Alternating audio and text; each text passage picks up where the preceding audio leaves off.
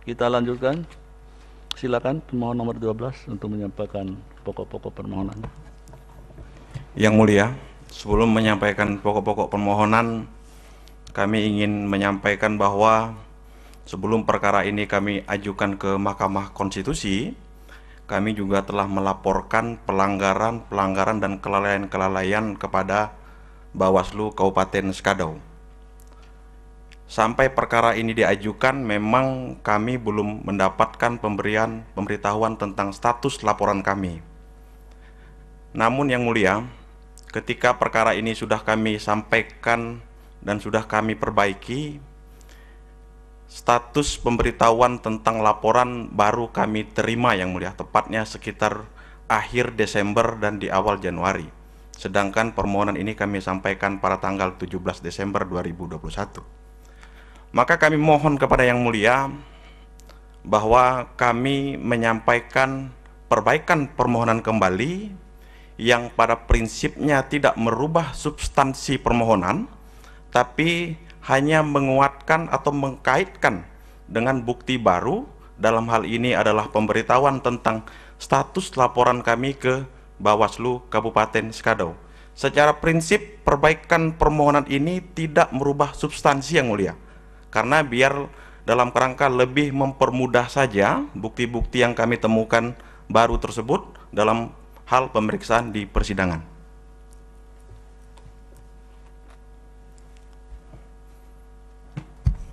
Begini, saudara kuasa pemohon, siapa namanya? Glorio Sanen yang mulia. Gloria Sanen ya. Jadi ini adalah persidangan cepat ya, speedy trial. Sudah ada tenggat waktunya masing-masing, mulai dari permohonan awal, kemudian perbaikan permohonan, kapan kemudian harus dilakukan proses pemeriksaan dan seterusnya, karena kita dibatasi oleh waktu. Dan kemudian setiap permohonan itu sudah diberikan kepada pihak-pihak yang berkaitan, baik itu termohon, Bawaslu, dan pihak terkait yang akan ditetapkan. Dan kemudian kalaupun ada perbaikan itu hanya yang bersifat typo, tidak bisa yang sifatnya substantif, mengubah makna dari apa yang sudah tertera dalam permohonan itu sendiri. Jika nanti itu akan dijadikan bukti, silakan saja. Tetapi kalau itu kemudian ada perbaikan kembali, itu tidak dimungkinkan. Itu sudah menjadi bagian dari hukum acara, berlaku bagi semuanya. Jadi demikian. Jadi apa yang sudah sekarang ini ada, itu saja yang saudara sampaikan dalam persidangan kali ini. Silakan. Terima kasih yang mulia. Assalamualaikum dan selamat siang yang kami hormati dan kami muliakan Hakim Mahkamah Konstitusi Republik Indonesia. Terima kasih atas perkenaan yang mulia Hakim Mahkamah Konstitusi kepada kami Badan Bantuan Hukum dan Advokasi Rakyat Partai Demokrasi Indonesia Perjuangan untuk membacakan pokok permohonan kami selaku pemohon untuk dan atas nama Rupinus SHMSI dan Aloysius SHMSI dengan register perkara nomor 12 dan seterusnya bertanggal 18 Januari 2021. Permohonan kami yang pada intinya mengenai pelanggaran tata cara administrasi dan penyimpanan dokumen surat suara, kesalahan dan proses pemungutan suara, dan kesalahan dalam proses penghitungan suara oleh termohon. Terdiri dari 25 halaman, disusun berdasarkan sistematika permohonan sesuai lampiran 1 PMK 6 2020. Adapun anatomi permohonan pemohon yang telah diregister tersebut meliputi bagian ke-1 kewenangan Mahkamah Konstitusi yang diuraikan pada halaman 2 sampai halaman 3. Bagian 2 tentang kedudukan hukum pemohon yang diuraikan pada halaman 3 sampai dengan halaman 4. Bagian ketiga tentang tenggang waktu pengajuan pemohon yang diuraikan pada halaman 4 sampai halaman 5. Bagian keempat tentang pokok permohonan yang diuraikan halaman 5 sampai halaman 20. Dan terakhir, petitium permohonan yang diuraikan pada halaman 21 sampai 25. Pada bagian pertama permohonan pemohon halaman 2 sampai dengan 3 menguraikan tentang kewenangan Mahkamah Konstitusi berdasarkan pasal 157 ayat 3 Undang-Undang Pilkada, sehingga Mahkamah Konstitusi memiliki kewenangan dalam memeriksa dan mengadili perkara perselisihan penetapan perolehan suara hasil pemilihan. Pada bagian kedua permohonan pemohon halaman ketiga menguraikan tentang kedudukan hukum pemohon. Pemohon berkedudukan hukum dalam mengajukan permohonan pembatalan keputusan KPU Kabupaten Skadau nomor 372 dan seterusnya tentang penetapan rekapitulasi hasil penghitungan suara pemilihan Bupati Skadau tahun 2020 bertanggal 15 Desember 2020. Karena pemohon adalah pasangan calon Bupati dan Wakil Bupati Kabupaten Skadau tahun 2020 yang ditetapkan berdasarkan keputusan KPU Kabupaten Skadau. Bahwa berdasarkan penetapan rekapitulasi hasil penghitungan suara pemilihan Bupati dan Wakil Bupati Kabupaten Skadau tahun 2020 tanggal 15 Desember 2020, perolehan suara masing-masing pasangan calon sebagai berikut. Pasangan calon nomor urut 1, Aron SH dan Subandrio SHMH memperoleh 58.023 suara. Pasangan nomor calon Rupinus SH dan Aloysius SHMSI, pasangan calon nomor urut 2 memperoleh 56.479 suara. Total suara sah 114.502 suara. Bahwa berhubung penduduk Kabupaten Skadau berjumlah 200.578, maka syarat pemilih suara pemohon dengan pasangan calon peraih suara terbanyak untuk dapat mengajukan permohonan perselisihan hasil berdasarkan pasal 158 ayat 2 huruf A Undang-Undang Pilkada paling banyak sebesar 2% dari total suara sah hasil perhitungan suara terakhir yang ditetapkan oleh pemohon, dalam hal ini adalah KPU Kabupaten Skadau. Bahwa berdasarkan penetapan hasil penghitungan suara oleh pemohon, total suara sah dalam pemilihan Bupati Skadau tahun 2020 sebanyak 114.502 suara, sehingga 2% dari total suara sah tersebut sebanyak 2.290 suara. Bahwa oleh karena selisih suara antara pasangan nomor urut 1 dengan pemohon, pasangan nomor urut 02 berjumlah 1.544 atau masih di bawah 2.290 suara, maka syarat formil pengajuan pemohon perselisihan hasil pemilihan Bupati ini telah terpenuhi. Bagian ketiga, permohonan pemohon tentang tenggang waktu pengajuan permohonan kami uraikan halaman 4 sampai dengan halaman 5. Bahwa berdasarkan pasal 157 ayat 5 Undang-Undang nomor 10 tahun 2016 jangto pasal 7 ayat 2 PMK 6/2020 yang pada pokoknya menyatakan permohonan hanya dapat diajukan dalam jangka waktu paling lama 3 hari terhitung sejak diumumkan penetapan perolehan suara hasil pemilihan oleh KPU Kabupaten. Bahwa keputusan KPU Kabupaten Skadau nomor 372 dan seterusnya tentang penetapan rekapitulasi hasil penghitungan suara pemilihan Bupati dan Wakil Bupati Skadau tahun 2020 bertanggal 15 Desember yang diumumkan pada tanggal 15 Desember 2020 pukul 20.07 WIB. Bahwa permohonan perselisihan hasil pemilihan Bupati Skadau diajukan pada tanggal 17 Desember 2020, yaitu 3 hari kerja terhitung sejak diumumkan penetapan perolehan hasil pemilihan oleh KPU Kabupaten Skadau. Berdasarkan uraian tersebut, menurut pemohon memenuhi tenggang waktu wajib waktu pengajuan permohonan.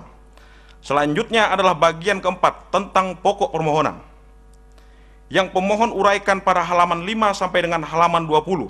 Permohonan pemohon. Yang mulia Hakim Mahkamah Konstitusi, dapat kami nyatakan bahwa pelaksanaan pemilihan Bupati dan Wakil Bupati Skadau terdapat sejumlah pelanggaran dan atau kelalaian dalam melaksanakan prosedur dan kesalahan yang dilakukan oleh termohon di 6 dari 7 kecamatan yang ada di Kabupaten Skadau, yaitu di Kecamatan 1. Belitang Hilir, 2. Kecamatan Nangataman, 3. Kecamatan Nangamahap, 4. Kecamatan Skadau Hulu, 5. Kecamatan Skadau Hilir, 6. Kecamatan Belitang Hulu, terkecuali di Kecamatan Belitang.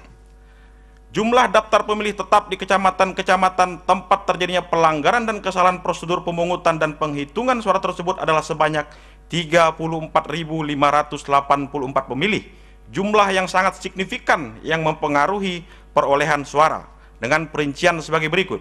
1. Jumlah DPT di Kecamatan Belitang Hilir 18.124 pemilih. Jumlah DPT di 49 TPS yang tersebar di 5 kecamatan 14.711 pemilih.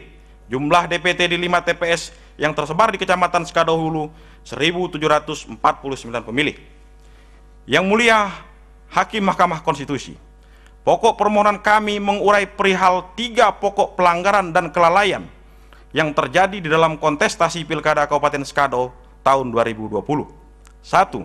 Pelanggaran terhadap tata cara administratif dan penyimpanan dokumen surat suara sebagaimana diatur di dalam PerKPU 9/2018 jangto PerKPU 19/2020.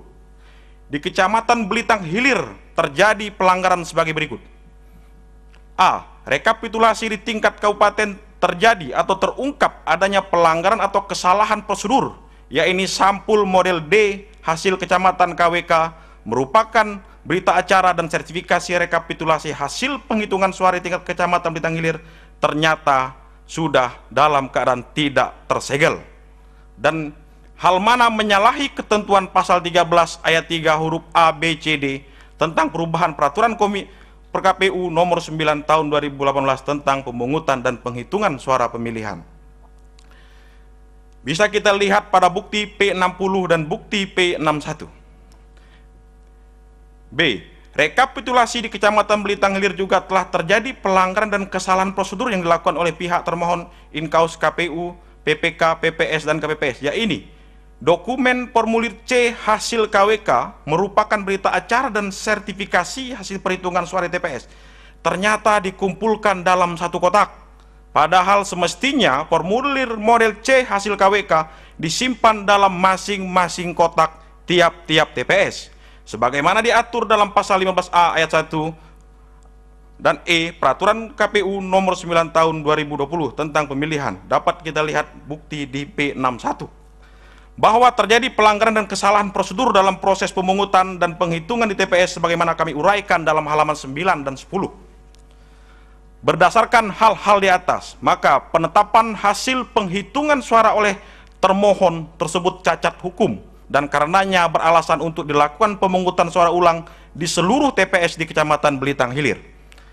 Kesalahan yang kedua, kesalahan dalam proses pemungutan suara di 49 TPS yang tersebar di 5 kecamatan, Nangataman, Nangamahap, Skado Hulu, Skado Hilir, dan Bintang Hulu, bahwa terjadi kesalahan prosedur dan atau ketidaksesuaian data dalam proses pemungutan dan penghitungan suara yang tidak sesuai dengan ketentuan dalam peraturan KPU nomor 8 tahun 2018 tentang pemungutan dan penghitungan suara pemilihan sebagaimana telah diubah dengan peraturan KPU nomor 18 tahun 2020 di 49 TPS sebagaimana kami uraikan dalam halaman 10 sampai dengan halaman 18, bahwa berdasarkan dalil dalam subpoin ke-1 sampai dengan subpoin ke-49 tersebut dapat diketahui telah terjadi ketidaksinkronan data yang seharusnya sinkron sebagaimana diwajibkan dalam PerKPU 8 tahun 2018 yang KPU 18 tahun 2020 di dalam pasal 44 ayat 2 yang berbunyi penjumlahan terhadap surat suara yang digunakan, surat suara yang rusak atau keliru dicoblos, dan surat suara yang tidak digunakan termasuk sisa surat suara cadangan harus sama dengan jumlah surat suara yang diterima termasuk surat suara cadangan oleh KPPS. Fakta ketidaksinkronan data surat suara tersebut menunjukkan bahwa proses pemungutan suara yang telah dilaksanakan menjadi cacat hukum sehingga sepatutnya untuk dilakukan pemungutan suara ulang. Ketiga, kesalahan dalam proses penghitungan suara di 5 TPS di Kecamatan Skado Hilir, bahwa menurut pemohon terdapat proses penghitungan yang tidak sesuai dengan yang diatur dalam peraturan KPU yang terjadi di 5 TPS sebagaimana kami uraikan dalam halaman 19 sampai dengan halaman 20, bahwa selain hal-hal di atas termohon juga tidak menyampaikan berita acara rekap pengembalian surat pemberitahuan model C6 KPU dalam pleno di kabupaten, hal mana menyalahi ketentuan pasal 13 peraturan KPU nomor 8 tahun 2018 tentang pemungutan sebagaimana telah diubah peraturan KPU nomor 18 tahun 2020 yang seharusnya ketua KPPS wajib mengembalikan formulir model C pemberitahuan KWK kepada KPU melalui PPS. Bahwa terhadap kesalahan-kesalahan prosedur sebagaimana telah dijabarkan di atas, pemohon telah melaporkannya kepada Bawaslu Kabupaten Skadau. Bisa dilihat bukti 62 sampai dengan bukti 96. Atas laporan tersebut sudah ada beberapa pemberitahuan tentang status laporan dari Bawaslu Kabupaten Skadau. Bisa dilihat dari bukti 109 sampai dengan bukti 115. Setelah perkara akodi ini diajukan ke Mahkamah Konstitusi, Kemudian kesalahan prosedur tersebut juga telah disampaikan saat rekapitulasi hasil pemungutan suara di tingkat kabupaten dengan menyampaikan catatan kejadian khusus model D, kejadian khusus atau keberatan kabupaten. Bisa dilihat bukti P97 sampai dengan P101. Petitium. Berdasarkan seluruh uraian sebagaimana tersebut di atas, pemohon memohon kepada Mahkamah Konstitusi untuk menjatuhkan putusan sebagai berikut. 1. Mengabulkan permohonan pemohon untuk seluruhnya. 2. Membatalkan keputusan KPU Kabupaten Skado nomor 372 dan seterusnya tentang penetapan perolehan suara hasil pemilihan calon bupati dan wakil bupati Skadau tahun 2020 bertanggal 15 Desember 2020 sepanjang mengenai perolehan suara di A. PPK Belitang Hilir, B. 54 TPS yang tersebar di 5 kecamatan sebagaimana kami uraikan dalam halaman 21 sampai dengan halaman 22. Memerintahkan kepada Komisi Pemilihan Umum Kabupaten Skadau untuk melaksanakan A. Pemungutan suara ulang di seluruh TPS di Kecamatan Belitang Hilir. B. Pemungutan suara ulang di 49 TPS yang tersebar di 5 kecamatan sebagaimana kami uraikan dalam halaman 23 sampai dengan 24. C. Penghitungan suara ulang di 5 TPS yang ada di Kecamatan Skadau Hulu sebagaimana kami uraikan dalam halaman 24. 4. Memerintahkan kepada Komisi Pemilihan Umum Kabupaten Skadau untuk melaksanakan putusan ini atau apabila Mahkamah Konstitusi berpendapat lain, mohon putusan yang seadil-adilnya. Hormat kami, kuasa hukum pemohon. Yang mulia, kami menyampaikan bahwa kemarin sehari sebelum sidang yang mulia ini kita laksanakan, kami sudah menyampaikan penambahan alat bukti mulai dari nomor 109 sampai dengan nomor 115 ke kepaniteraan. Ya. Terima kasih yang mulia. Baik. Terima kasih. Ya, ada catatan dari Majelis Panel. Silakan yang mulia. Baik, Pak Ketua. Begini, saudara kuasa pemohon, ini di dalam permohonan ada yang menandatangani namanya Karto Nainggolan. Tapi dalam kuasa tidak ada ya. Itu kuasa yang mana itu yang dipakai? Karto Nainggolan. Coba saudara cek, ya kan? Di halaman 25. Apa ada kuasa lain yang selain kuasa tanggal 15 Desember 2020 ini?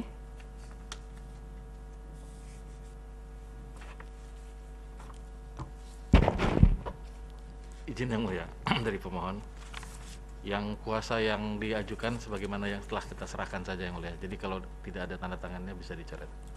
Gimana? Suaranya dipecat, nah coba. Ya, sorry. Surat kuasa yang telah kami serahkan itu adalah yang sesungguhnya, maksudnya 15 Desember itu ya? ya, yang tidak ada tanda Ya, tangannya. 15 Desember ini tidak ada Karto Nainggolan, tetapi Ya. di permohonan tanda tangan Ya, di situ. itu apa lebih Ya. di format yang ada di. Nanti tolong itu peraturan. dicek kembali Baik, dengan yang mulia. kepaniteraan. Terima kasih. Yang mulia. Kemudian yang berikutnya Aris Surya, Johannes L. Tobing, dan Martina ini memang sudah tidak menjadi kuasa lagi. Bisa dikosongkan saja yang mulia. Coret. Tidak ada lagi ya? Ya, Baik, itu saja. Terima kasih Pak. terima kasih yang mulia. Ya. Baik, terima kasih yang mulia. Kemudian selanjutnya pengesahan alat bukti. Jadi betul tadi P1 sampai dengan P115 ya. Jadi sudah diverifikasi dan dinyatakan sah. Mohon izin mulia. Mohon Dari- izin yang mulia dari KPU Skadau.